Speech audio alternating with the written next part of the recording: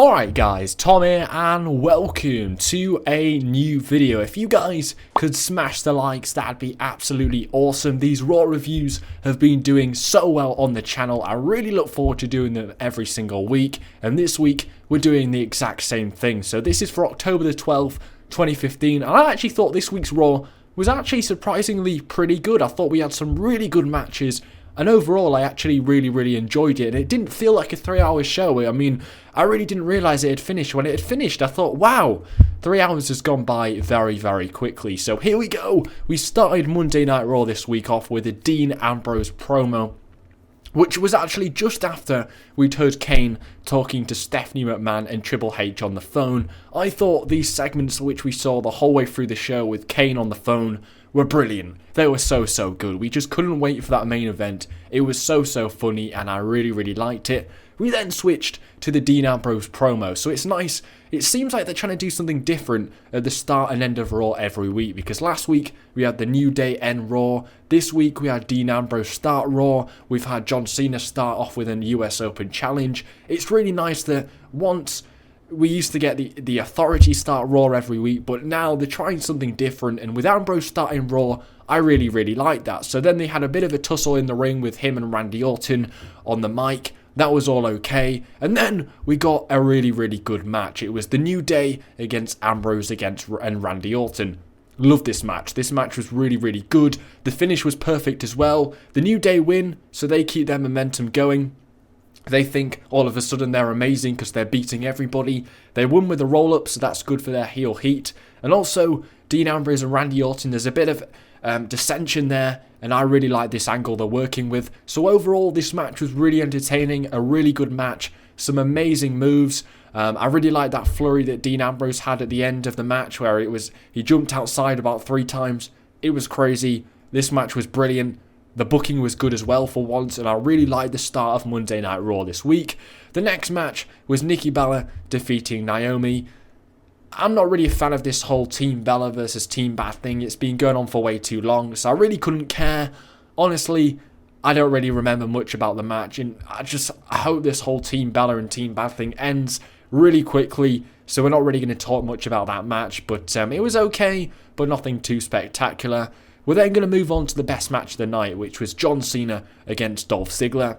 One gripe I have about this match is John Cena kicked out of so many good moves that Ziggler did. I mean, it was getting ridiculous at one point where he headbutted Cena and then did the zigzag and he kicked out.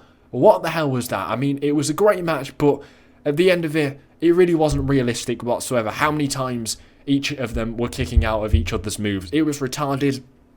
And also, we all knew John Cena was winning here, but if Ziggler won, that would have been, honestly, in my opinion, a much better decision, because the match was amazing. We definitely want to see another match between these guys. If Ziggler beats Cena here, with all the headbutts and the eye rakes he was doing, that creates an amazing element, an amazing story, and really kicks off a Cena and Ziggler feud in fashion. I mean, if Ziggler won here, that really would have got people talking. It would have been amazing, and the match would have actually meant something. But when John Cena pops up Ziggler for the AA, I was like, ugh, it's just the same old shit over and over again. And the finish was just not exciting. I mean, the whole match was exciting, and then when Cena hit the AA, we were just like, ugh, it's just the same thing over and over again. But if Ziggler won here, I mean, they could have really had a great feud on their hands. But once again, Cena wins. Ugh. But the match was amazing. So many good moves. That was one of the best matches of the year. Just Cena wins again.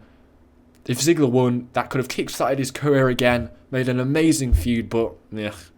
The next match was the Dudley Boyz against the Ascension.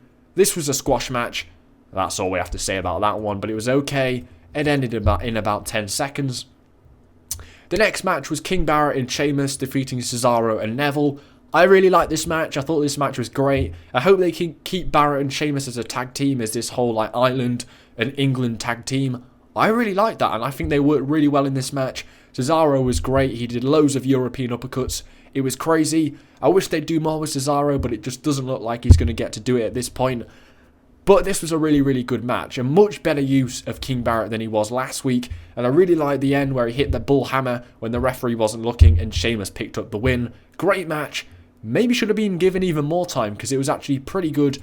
I like this all-European match. The next match was Reigns against Braun Strowman. I really wasn't a fan of this match. I thought it was a bit boring.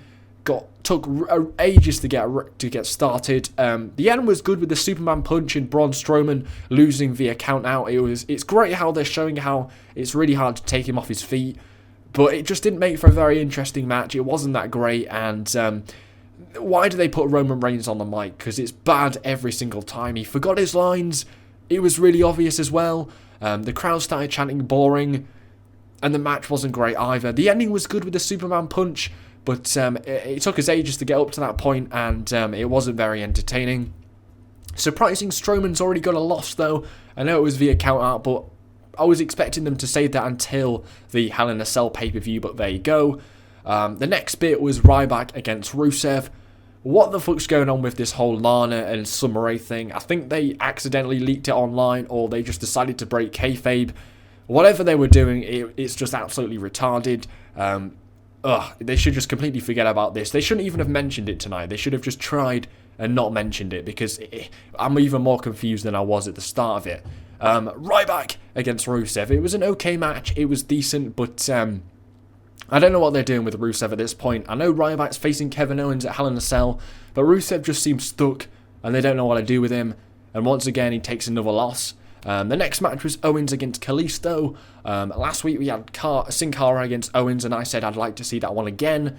We did, because we had Kalisto this time against Owens. Another great match. Wish they'd give it more time, because it was actually really, really good. I loved the ending where Kevin Owens caught him and hit the pop-up powerbomb. It was great. They should be doing more with the Lucha Dragons, but Kevin Owens is actually looking really over at this point. He's been booked wisely in the last month or so. And these matches with the Lucha Dragons have been good, and I really like it. It's really funny when he does that. It's bloody hilarious. The next match was Brie and Alicia versus Charlotte and Becky. I didn't watch this match because, once again, it was another one of those Team Bella against Team Bad things. We've seen it all before. Who gives a shit?